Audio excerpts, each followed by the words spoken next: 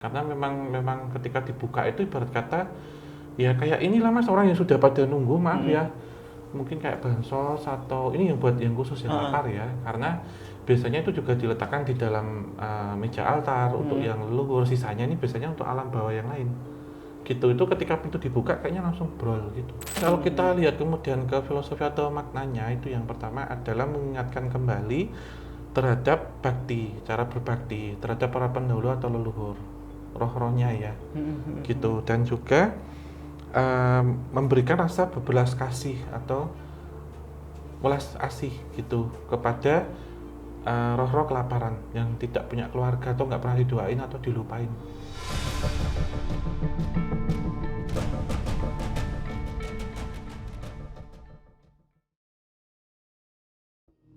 Assalamualaikum warahmatullahi wabarakatuh. Balik lagi di Opsan, obrolan santai.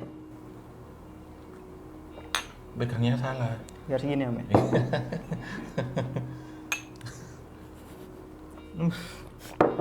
Kebanyakan gimmick nih Om. Oke teman-teman semua. Aduh, apa kabar? Mudah-mudahan sehat selalu ya Om ya. Ini pembahasan dan topik kali ini cukup seru menurutku Om, karena ini salah satu kebudayaan di Tionghoa ya Om. Jadi di sana itu ada yang namanya festival hantu. Iya, atau festival hantu lapar. Wih, ada lapar ya Om ya? Iya, Ghost Festival namanya. Setahu Om itu tentang apa Om? Jadi ini sebenarnya ada sembahyang arwah ya, yang membedakan dengan cembengan atau sembahyang arwah yang lain. Kalau di festival hantu lapar ini atau puncaknya disebut Joko, itu kalau yang ini untuk sembahyang arwah keluarga saja, leluhur. Arwah leluhur keluarga ya? Masih ada hubungan Terah darah. lah. Kalau yang ini ya sama untuk leluhur dan keluarga, tetapi juga untuk memberi mereka yang lapar. Lapar di sini dalam arti entitas-entitas astral atau arwah-arwah orang yang sudah meninggal, tapi dalam kondisi yang tidak pernah didoakan atau tidak punya keluarga. Jadi kayak Mr. X, Mrs. X. Kasarannya gitu, iya. gitu. Jadi rebutan. Pembahasan ini pernah kita bahas Om dulu, enggak dulu kayak belum lama ini sama Ustadz Faizar tentang ziarah. Ziarah, Iya iya, kan? iya. Jadi ini kebudayaan yang dilakukan orang Tionghoa ya Om ya? Iya. Dan ini kalau sering kita lihat di film-film Mandarin bergenre ini horor, yang pakai kertas-kertas, kemudian ada bakar ini ya, rumah-rumahan, terus mobil-mobilan, ada bahkan ada kayak ini apa ART juga gitu, semuanya dalam bentuk kertas yang dibakar. Itu tujuannya buat apa Om? Untuk ngirim yang sudah meninggal gitu, dan juga ini uang roh atau uang arwah, atau disebutnya itu hell money. Yang Om mau bawain itu kan kalau nggak salah waktu itu Om ya? Kalau yang dulu pernah Kita di waktu Thailand apa di mana sih? di sini dulu sini ya? pertama pas sama Mbak ini loh, Mbak Rara Pawang Hujan, Oh, yang iya, satu lembar tuh. benar, Nah kayak gitu benar. itu biasanya nanti ada yang uang untuk arwah apa penasaran, kemudian ada yang buat ini penjaganya gitu, jadi ada yang bakar 3 gitu. Oh jadi kayak semacam ada transaksi gitu ya Om ya di sana ya? Iya, ini juga disebutnya dengan Yong Yuan Jie gitu. Jadi tanggal bulan 7 di kalender Imlek. Dan untuk tahun ini itu sebenarnya kemarin kalau nggak salah itu ada 2 sebelum ini ya, itu ada dua bulan itu yang sama. Dan seharusnya kalau tidak ada bulan yang sama di tahun ini, itu masuk di bulan sebelumnya. Jadi di Juli Agustus. Oh bulan ini dong ya?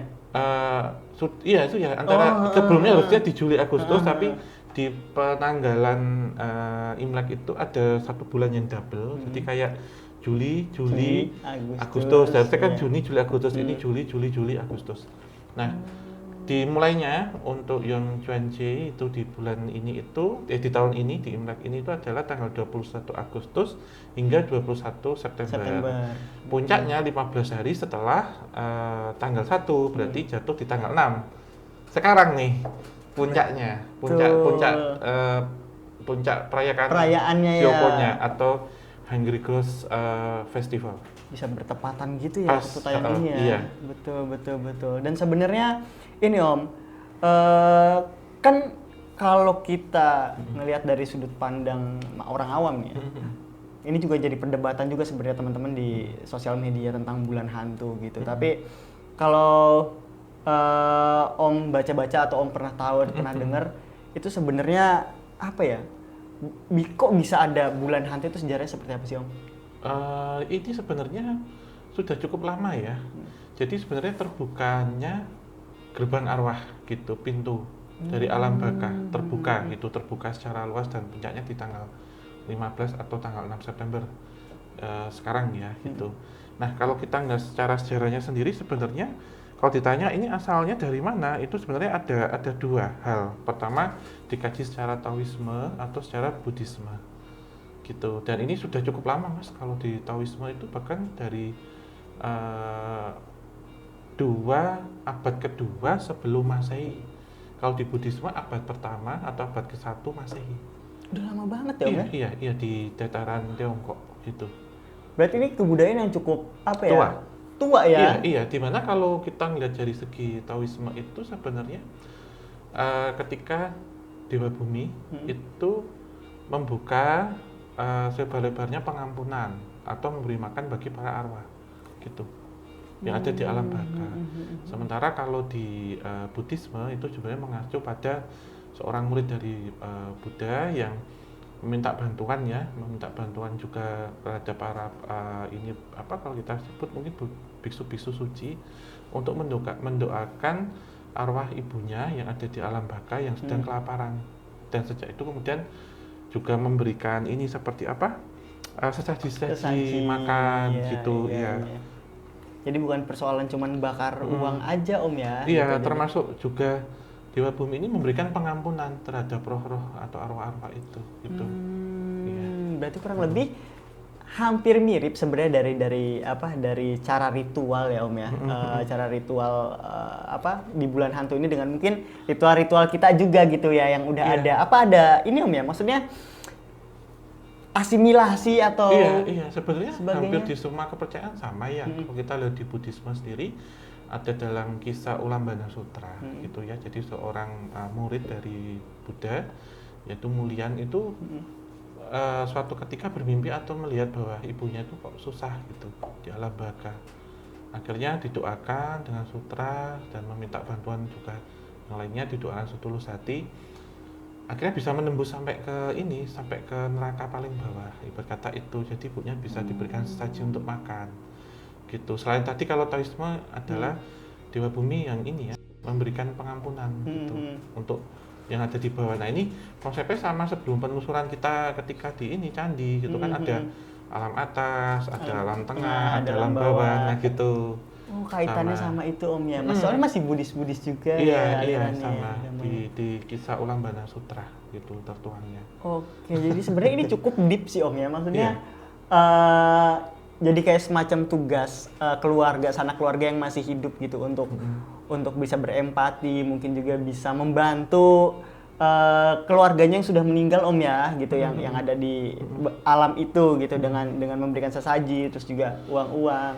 Namun ini ada proses ritualnya nggak sih Om, tahapan-tahapan ritualnya gitu? Apakah kalau misalkan meninggalnya udah lama, apa tinggal menjenguk ke makamnya? Ataukah ada ritual-ritual sebelumnya yang bertahap metodenya gitu? Iya, yang dilakukan secara garis besar ya tentunya pertama itu tentu ada tiga tahap ya, di mana awal bulan itu adalah terbukanya, kemudian di pertengahan itu adalah puncaknya, yang terakhir adalah penutup mas, tertutupnya. Jadi pas buka ini besar-besarnya sehingga akses untuk misalkan kita mau eksplor apa itu sebenarnya lebih luas, lebih enak di bulan-bulan ini.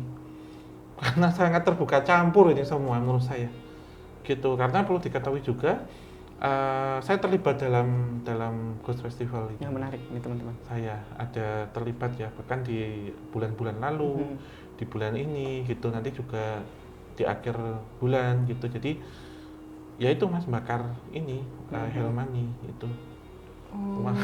Experience-nya gimana? Apa Om Hao yang rasakan ketika melakukan itu?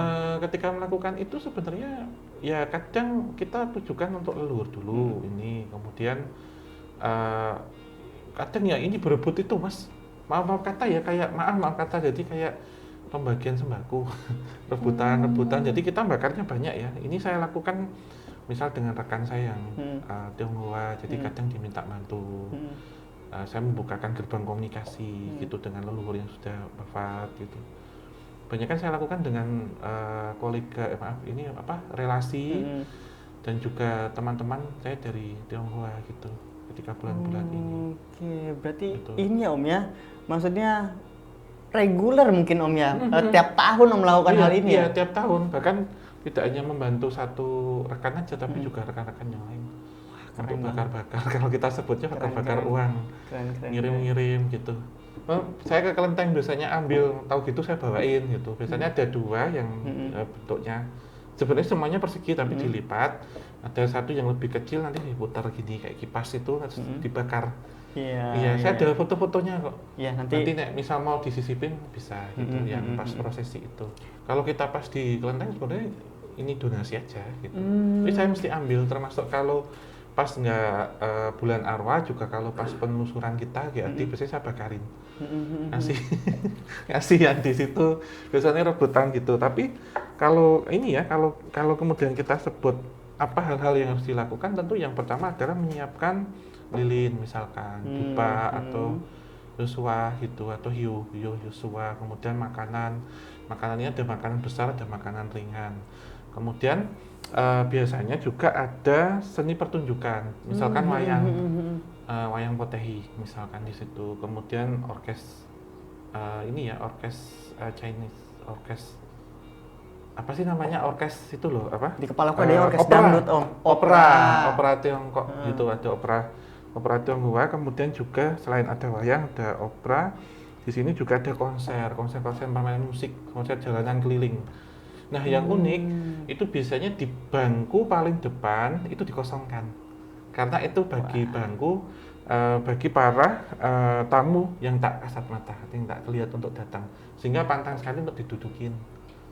Gitu. Jadi misal opera di sini, kemudian di sini ada bangku kosong, di sini baru penonton boleh tonton. Yang di tengah gitu Om ya? Di depan sendiri. Paling depan, Dan itu pantang sekali untuk didudukin. Jadi opera itu loh. Iya, kayak misalkan drama-drama kayak gitu kan Om. Gitu modelnya. Paham. Kalau nggak wayang potehi gitu di situ.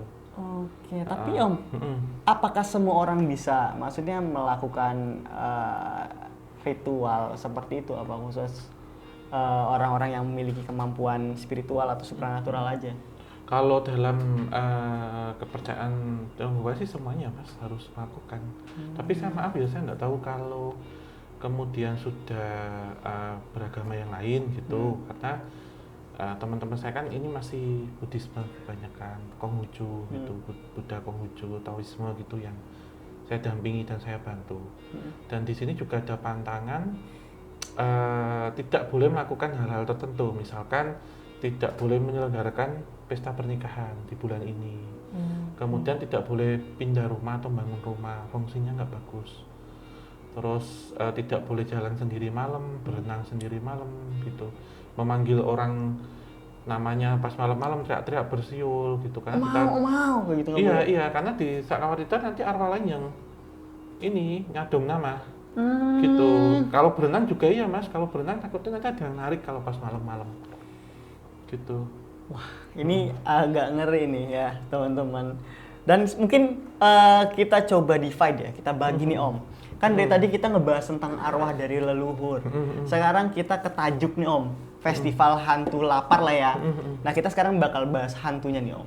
Dan ketika kita melakukan ritual, otomatis kan ritual apapun ya, bukan cuma pada saat bulan hantu, itu kan pasti ada gangguan-gangguan tuh, jin dan lain-lain. Nah, ada nggak sih Om kayak gangguan-gangguan bukan dari arwah Om, tapi dari hantu ketika melakukan persembahan khusus atau ketika lagi memberikan sesaji, itu ada nggak Om? Kira-kira? Iya, kalau gangguan itu tentunya gini ya Mas ya, mungkin lebih mengarah pada perebutan sih, ngerebutin tuh sesaji.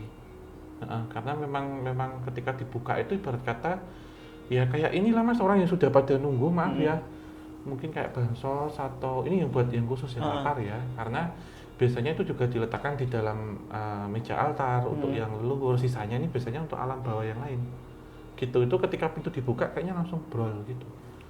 Segampang dan sebanyak itu Om. Sebanyak itu. Bahkan saya pernah dengan rekan saya itu berkarung-karung ya, kita ngasih hell money-nya, itu nggak cukup. Nggak Langsung cukup? habis ya. Berarti kemarin Om Hao bawa segepok gitu, itu kurang banget Om. Kurang, itu saya bawa cuma dikit, ibarat kata. Bisa buat berapa Om kalau cuman Om segepok lah ibaratnya segini nih teman-teman kemarin Om Hao tuh Tergantung bawa nanti segini. rebutannya Mas, nggak tentu. Karena makanya kalau saya kasih ya udah nih uang jalan ini, ibarat kata kan nanti biasanya ada pengantarnya. Nah, ini kalau saya lihat ya ketika bakar itu kan ada yang di rumah, ada yang di kelenteng gitu ya. Kalau saya lihat tuh biasanya nanti memang ada arwah-arwah yang datang, ini random siapa itu, kecuali kita sudah doakan untuk leluhur dulu, baru nanti ada yang pengawalnya Mas, pengawalnya itu yang pakai kayak topi panjang gitu loh, yang gini tuh loh Mas, topinya tuh kerucut tinggi, terus ada yang lidahnya panjang, terus bawa pedang, ada bawa tombak pedang gitu. Oke. Nah biasanya kita ngasih uangnya kan beda, ada yang yang Mas Amel lihat tuh yang segini, ada yang lebih gede lagi. Yang lebih gede ini nanti biasanya buat pengawalnya. Nominalnya beda Om itu. Beda, ada surat jalan juga, ada yang emas, ada yang perak gitu. Tapi biasanya nanti kalau untuk leluhur kita beda bakarnya. Misalkan di situ ada rumah, ada mobil, ada peralatan ini, gadget komplit. Pernah lihat gitu. aku Om, pernah lihat. Terus bahkan kalau ini yang meninggalnya itu masih bujang, masih lajang gitu, nanti bisa dikirimkan pendamping istri ataupun suami yang itu nanti dibentuk Om si uang itu. Dibentuk itu buat nemenin di sana gitu. Keren banget ini. Jadi macam-macam Mas, banyak itu yang dibakar-bakar gitu. Makanan, kitchen set, peralatan dapur, itu buku-buku gitu. Unik ya Om ya? Unik, saya bakar gitu setiap tahun. Oke, bentar Om, ini ada yang kelewat aku Om. Apakah ritual itu bisa dilakukan di selain kelenteng Om? Ya di rumah atau di mana gitu? Apakah memang harus khusus kelenteng? Semuanya bisa, soalnya bisa. Tapi saya melakukannya biasanya mendampingnya di kelenteng gitu, terutama di Jawa Tengah dan di Jakarta. Itu saya di Jakarta, di Jawa Tengah juga, Jawa Tengah, Jogja, kemudian pesisir utara. Gitu. Resiko nggak sih Om sebenarnya kalau misalkan melakukan itu di rumah, itu kan ada gerbang gaib yang terbuka ya, dan yang keluar pun random mungkin ya. Di depan rumah Mas biasanya pakai tong gitu di depan. Oh iya, tong dibakar api itu yang besar ya, dimasukin uangnya. Dan itu harus uangnya kebakar semua nanti, diputar gitu, diaduk gitu. Nah kalau kita lihat secara rincian ini ya Mas, inti ritual itu kan terbagi menjadi 3 nih. Yang pertama bahwa di awal bulan itu roh sedang keluar dan ada sambutan di situ. Nanti saya jelaskan ke bawahnya. Kemudian inti yang jatuh 15 hari atau kalau sekarang itu ya hari ini tanggal 6 itu ya, dimana puncak dari persembahan dan doa memberi makan roh-roh yang keluar tersebut, dan nanti akhir adalah penutup. Itu ketika gerbangnya ditutup itu semua harus kembali. Nah bahayanya kalau ketinggalan tuh biasanya mereka jadi roh penasaran. Bisa ketinggalan Om? Bisa. Karena itu harus wayai kembali Mas, sudah boarding. Kalau pesawatnya udah berangkat ya ibarat kata. Nunggu tahun depan. Iya, ketinggalan di sini nggak makan selama 1 tahun. Kalau nggak ada yang ngasih itu, biasanya nanti jadi entitas yang buas, ganas gitu. Waduh, perkara lagi. Jadi memang ini Om ya, maksudnya nggak cuman sekedar ritual atau budaya aja ini, jadi banyak impact ya Om ya, atau dampaknya sebenarnya. Nah Om, kalau Om Hao sendiri nih, tadi kan melihat banyak ritual-ritualnya, dan Om juga beberapa mengetahui pantangan-pantangan, tapi dalam kasus yang mungkin pernah Om Hao temui, ada nggak Om orang atau bahkan kolega Om Hao yang sempat atau nggak sengaja melarang pantangan itu di bulan hantu? Kebanyakan nggak ada Mas, patuh semua ya, dalam artian ini karena bertujuan untuk mengingat dan mendoakan para leluhur gitu. Jadi itu udah disetting di bulan ini gitu. Terus kemudian kalau kita lihat ya di pembukaan di awal bulan itu biasanya nanti akan menyalakan dupa lilin gitu, ada juga yang dinyalakannya di luar. Kemudian memberikan persembahan makanan sederhana, misalkan hanya buah-buahan atau jajanan, snack gitu.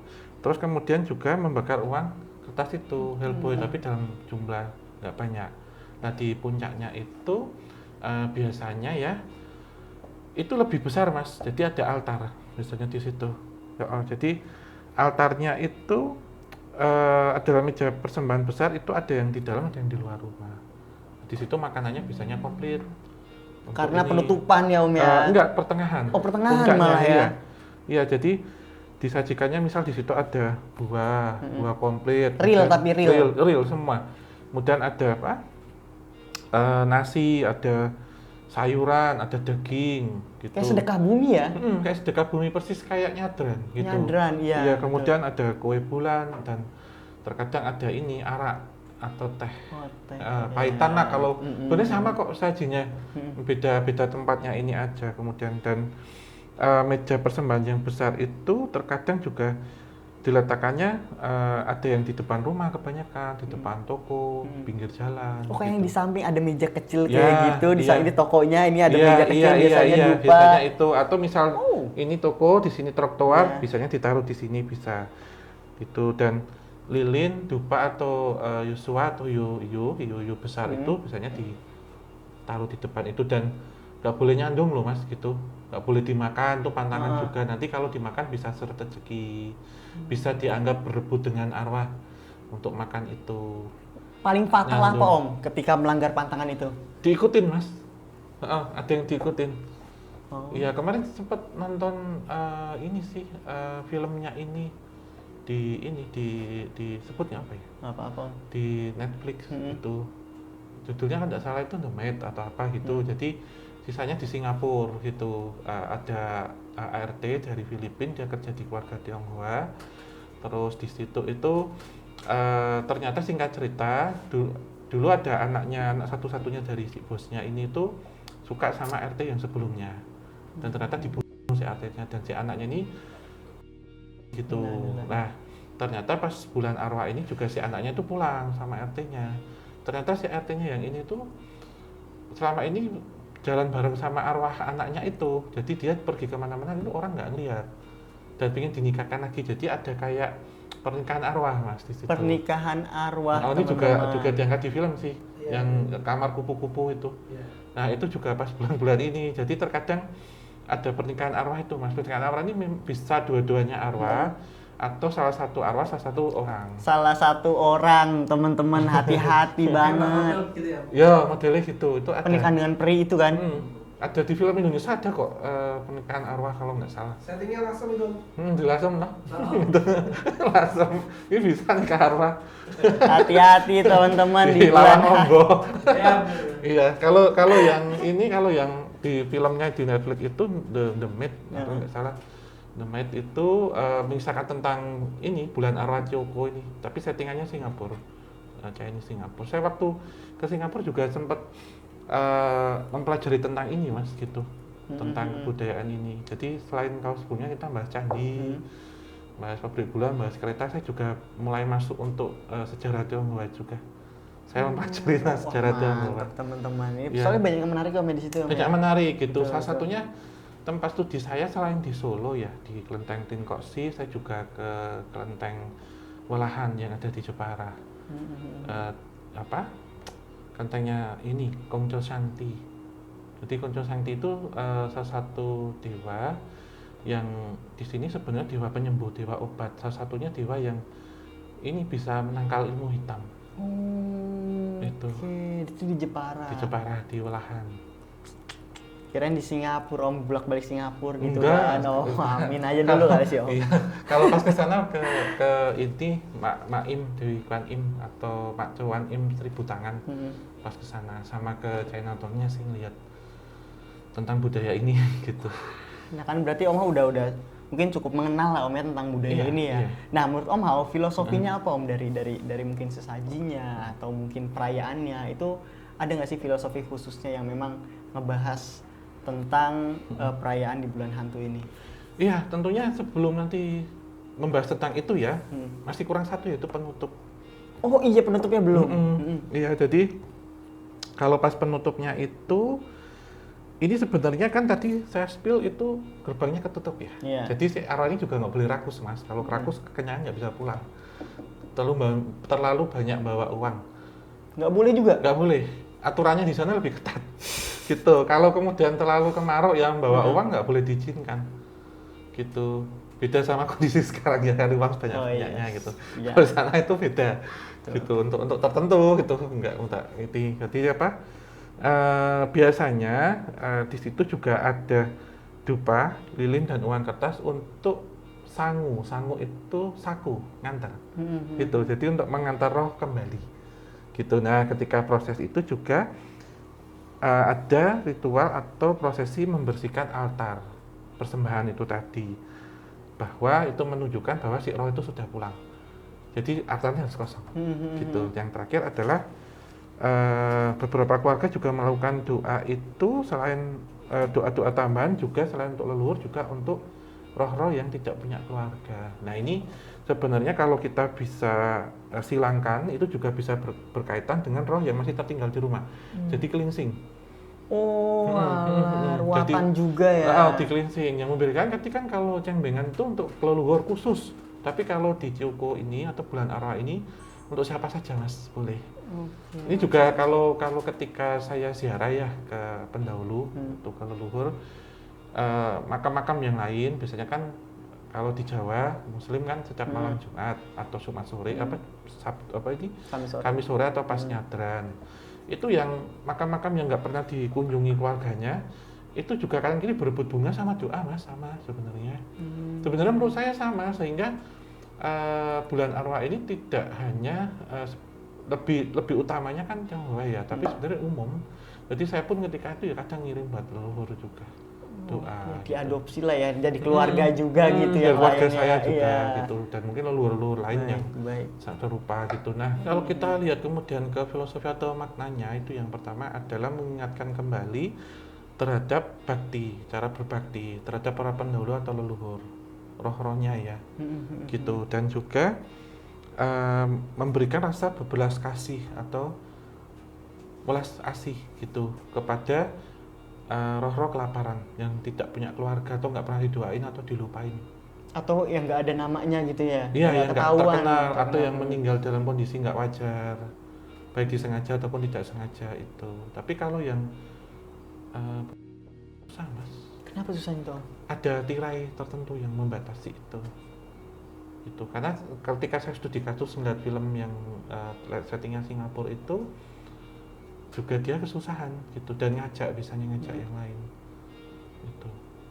Oh, jadi emang ada semacam kayak batas ya Om ya, karena dia mungkin mencelakakan diri sendiri atau bagaimana yang tidak sesuai dengan kaidah keagamaannya gitu ya. Iya, yang berikutnya adalah ini Mas, bentuk simbol hubungan harmonis antara alam nyata dengan alam astral atau alam roh ya, manusia dengan alam roh kita sebutnya gitu. Dan juga berdoa supaya diberikan kelancaran, keberkahan, berkata berbagi dengan sesama makhluk gitu. Itu juga dua hal ini, jadi tidak melupakan leluhur, berwelas asih untuk berbagi, kemudian simbol harmonisasi dua dimensi. Kemudian yang terakhir adalah agar terhindar dari gangguan gaib yang negatif dan memberikan kelancaran hidup.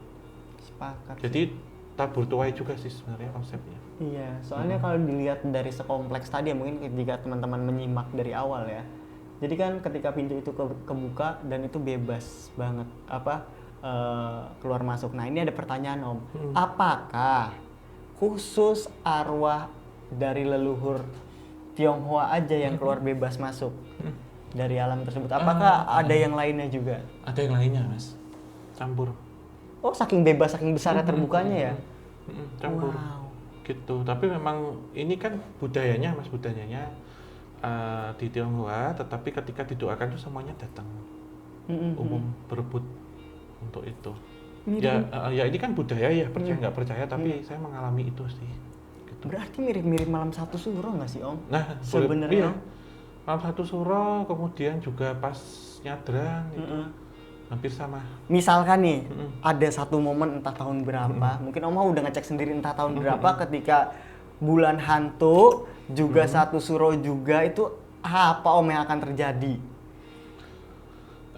Sebenarnya itu terjadi, misalkan berbarengan. Berbarengan. Itu begini Mas, itu tempuran. Kalau kita bayangkan kayak aliran sungai. Tempuran, coy. Iya, jadi memang dua-duanya gini nanti. Selaras gitu Pekat, ya. energi pekat sih sebenarnya. Karena di bulan ini tuh unsur yin-nya itu lebih kuat.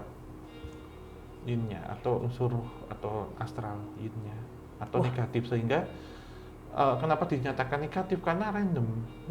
Semuanya ada di situ ngoplos, Mas. Berat.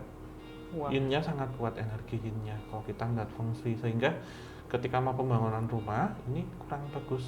Jadi kita atau pindah itu jangan dulu, itu takutnya nanti melanggar beberapa hal yang tidak diperbolehkan. Tahan-tahan dulu gitu ya Om ya. Iya. Nah ini bisa dilakukan itu di mana-mana tadi Mas Kanu bilang, termasuk di rumah ibadah dan macam-macam. Banyakan di rumah langsung depan rumah gitu. Jadi emang apa ya? Kalau dipikir-pikir ya, pisau bermata dua nggak sih ketika bulan hantu atau festival hantu itu Om? Karena kan tadi yang keluar itu bukan hanya arwah leluhur, tapi kemungkinan besar ada entitas-entitas lain juga yang menunggangi, nggak sih Om? Ya kan, dan makanya kita harus selektif, fokus. Aku sih kayak ngebayangin ketika ritual itu emang kita harus fokus, pertama dari segi niat, kedua kita juga harus kenal. Makanya kenapa kita harus kenal hama leluhur, supaya nggak salah ketika kita mengasih doa atau ketika dalam sistem bulan hantu ini, tradisi bulan hantu ini. Jadi kita tahu gitu siapa yang harus diberi dan enggak gitu. Dan sebenarnya banyak pelajaran teman-teman yang bisa diambil dari bulan hantu gitu. Tapi kita juga harus waspada ya Om ya, karena tunggangan-tunggangan ini gitu loh. Makanya tadi sampai ada yang ketinggalan, terus ada juga yang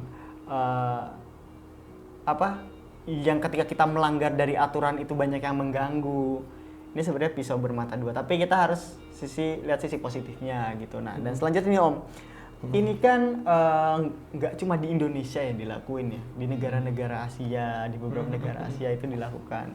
Nah, itu kira-kira kita itu yang orang-orang yang melakukan atau menjalani festival ini itu negara tersebut atau bahkan sampai ke personal tersebut itu mendapatkan hal khusus nggak sih Om, kayak benteng pertahanan atau mereka yang lebih dekat dengan leluhur sehingga punya energi atau punya karomah yang lebih baik? Iya, itu tentu iya Mas, karena tadi kita sebutkan bisa mendatangkan kesejahteraan ya, keselamatan, terhindar dari gangguan-gangguan gaib. Dan satu hal lagi bahwa di bulan arwah ini tentunya tadi tidak hanya berkaitan dengan arwah-arwah baik itu dari luar ataupun yang kelaparan, tapi juga bisa dari penunggu setempat. Jadi penunggu setempat ini esensinya lebih mengarah pada terhindar dari bahaya itu, terhindar dari gangguan negatif dengan lantaran ini ya, jadi berdoa kepada Yang Maha Kuasa, kemudian terhindar dari gangguan gaib itu, seperti hanya sedekah bumi. Jadi sebenarnya hampir sama sih. Iya, cuman gitu. Kayak penamaan yang berbeda, ya, mungkin penamaan ini. Beberapa ritualnya juga ada yang berbeda gitu ya Om ya, karena ini kan unsur-unsur kebudayaan dari tiap daerahnya masing-masing ya. Gitu. Bener sih, dan aku rasa apa ya, mungkin teman-teman secara kebudayaan gak relate, namun kayak pernah ya, atau enggak kayak udah pernah tapi bukan kebudayaan Tionghoa, mungkin di kebudayaan sendiri gitu, ada yang segi mirip-mirip gitulah gitu ya. Iya, sembahyang Joko ini kan kalau kita lihat ya secara etimologi kata, bahwa ini sebenarnya atau festival hantu lapar di Indonesia sendiri itu ya, di kalangan komunitas Hokkien itu ya, di Indonesia sendiri festival hantu lapar atau Zhongyuanjie itu juga dikenal dengan sebutan sembahyang Joko. Kalau kita sebut tadi di awal di puncaknya itu, di mana ini diambil dari dialek Hokkien gitu sendiri yang berasal dari penyebutan Chit Kwe Poto. Chit Kwe Poto. Chit Kwe 7 itu Chit Kwe Joko gitu. Jadi pas puncaknya seperti hari ini gitu. Nah ini juga menyebar di negara-negara tetangga Mas, sama. Tadi saya Singapura, Malaysia, Thailand, dan tentunya baik di China Mainland ataupun di Cina Kepulauan itu juga, bahkan di belahan dunia lain ketika ada komunitas Tionghoa gitu. Nah, kalau di Indonesia ini di pesisir utara misalkan ya, kemudian di daerah Singkawang, Medan, Bangka Belitung gitu. Kalau yang pernah saya kunjungi salah satunya kan di Bangka itu, di Jebus waktu itu, Lasem itu ya ke sini. Tadi di Welahan saya sering lakukannya di situ. Di mana? Singkawang saya belum. Singapura sudah pernah gitu. Jadi memang yang ada keturunan Tionghoa sebenarnya Om ya Dan melakukan. biasanya yang masih Taoisme, Konghucu atau Buddhis itu yang masih sering menyelenggarakan ini, yang masih akar budayanya kuat. Tapi sumpah Om, Iya. aku ngerti ini tuh di dewasa-dewasa ini aja sebenarnya. Tapi kayaknya emang ini salah satu budaya yang mungkin bagi non Tionghoa atau nggak deket sama orang-orang Tionghoa atau yang yang sama ya Om ya, itu nggak ketahuan ya. Maksudnya kayak tertutup gitu loh Om, kayak sesuatu yang ditutup-tutupi gitu. Itu maksudnya apakah memang ini acara yang eksplisit atau suatu kebudayaan yang khusus gitu loh Om? Ya ini implisit Mas, atau tertutup ya. Jadi tidak umum dilakukan, hanya orang-orang tertentu dan diketahui oleh orang-orang tertentu. Sebelum mungkin ya sebelum 98 2000 ini lebih tertutup lagi. Bahkan tidak dilakukan gitu karena keterbatasan dan pembatasan pada waktu itu. Jadi banyak orang yang tidak tahu gitu. Gitu. Kayak aku juga nggak tahu gitu. Tapi kalau saya sudah tahu ini dulu ketika nonton film itu Mandarin bergenre horor. Dari film Vampir, horor vampir. malah ya. Iya, itu baru kemudian jalani sendiri sekarang tahu. Gitu. Oke, dan jadi kepikiran juga misalkan ini kan indeks ekonomi nih Om ya.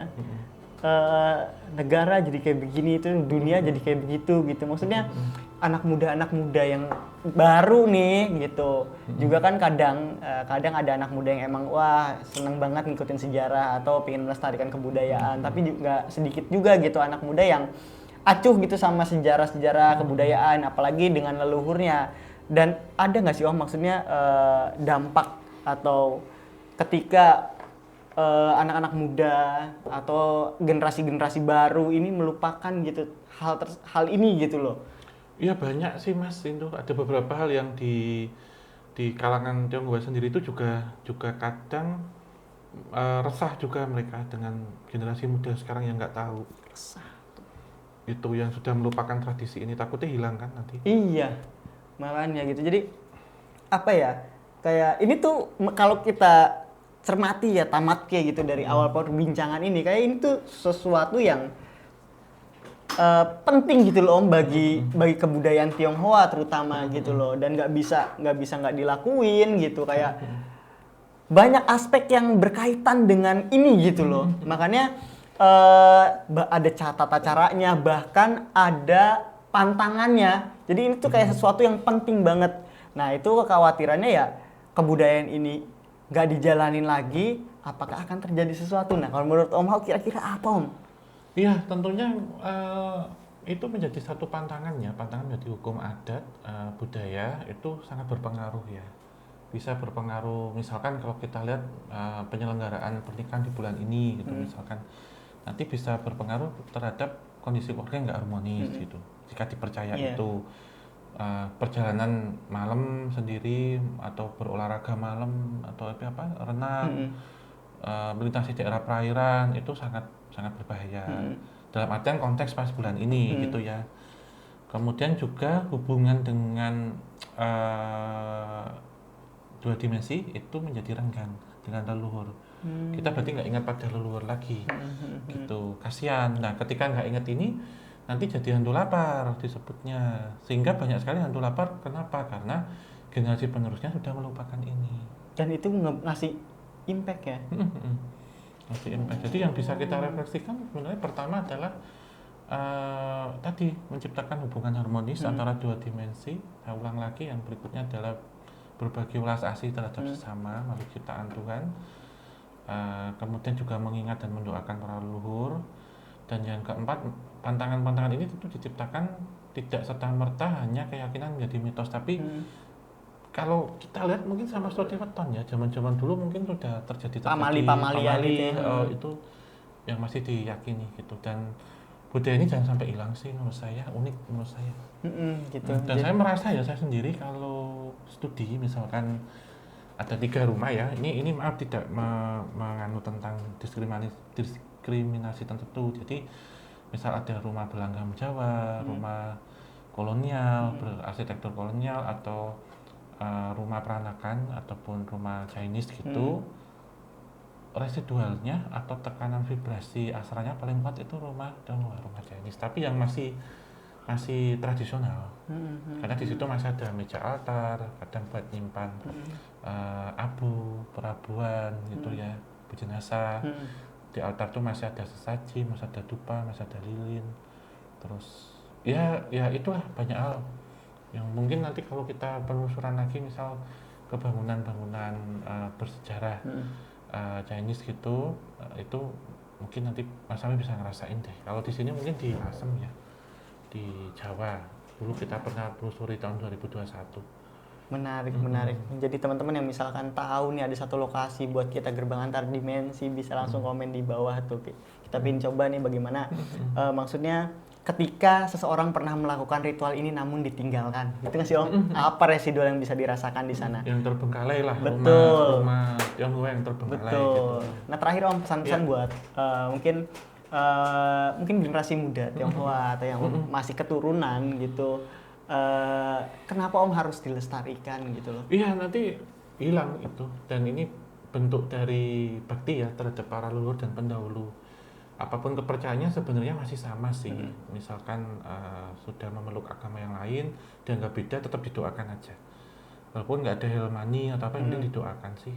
Gitu. Iya. Niat ya Om, niatnya. Ya, semuanya kan hanya bentuk simbolis. Misal ada sesaji dan macam-macam. Terus kalau ada hal seperti ini, jangan kemudian ditantang-tantang, jangan ditendangin, jangan dikotorin, atau sok-sokan makan sajen gitu. Ya kita nggak tahu di belakangnya Mas, gitu. Yang jelas kita menghormati kebudayaan dulu. Iya betul. Itu, menghargai lah ya. Menghargai, apalagi ini budaya dan kepercayaan orang lain itu harus kita hormati, atau setidaknya tidak ikut-ikutan itu dalam artian ini ya, melakukan aksi perusakan ataupun penghinaan itu. Ibarat kata bukan membiarkan tapi memberikan leluasa untuk melakukan itu sudah toleransi yang luar biasa. Betul. Tidak harus melakukan prakteknya. Gitu. Jadi sikap toleransi Om ya, karena setidaknya dari berbagai macam kebudayaan kita bisa ambil hal-hal positifnya gitu. Nah mungkin cukup Om. Cukup. Ini kita cukupkan ya. Terima kasih sama-sama teman-teman semua dan Sobat Javanika, dan juga untuk Sobat Javanika yang merayakan di bulan festival hantu kelaparan ini. Semoga leluhur atau pendahulunya mendapatkan berkah, segera ini ya menyeberang, karena di sini juga nyeberangkan juga Mas. Nyeberangkan itu, dan semoga doa yang kita panjatkan itu diterima oleh Tuhan Yang Maha Kuasa gitu, dan memberikan keberkahan untuk leluhur atau pendahulunya yang lebih dulu yang sudah wafat gitu. Dan kita tutup ya, sebelumnya tetap dukung obrolan santai dan juga tim KTJ dengan like, subscribe, dan nyalakan lonceng, serta share sebanyak mungkin, dan tinggalkan ketik masukan saran dan jadi komentar. Kita tutup akhir kata wabillahi taufiq wal hidayah. Wassalamualaikum warahmatullahi wabarakatuh. Mugi utang sapi naringan rahayu sagung dumadi.